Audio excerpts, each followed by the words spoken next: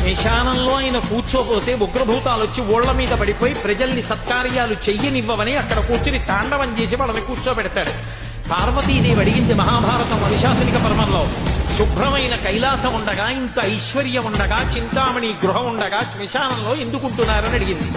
అడిగితే ఆయన చెప్పాడు, పార్వతి బతికున్న నాళ్లు అన్ని చోట్లకి వెడతారు, ఏమీ తోచట్లేదు, శ్మశానానికి వెళ్ళొద్దామని ఎవరు రారు పార్వతి.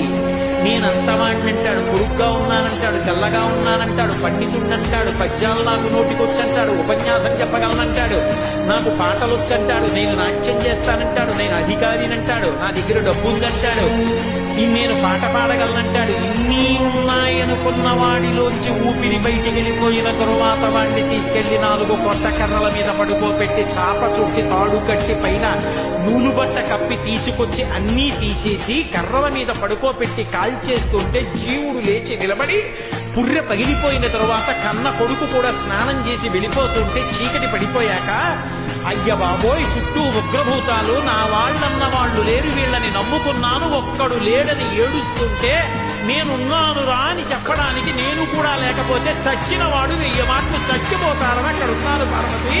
నా కర్మకాలక్కడలేనన్నారు.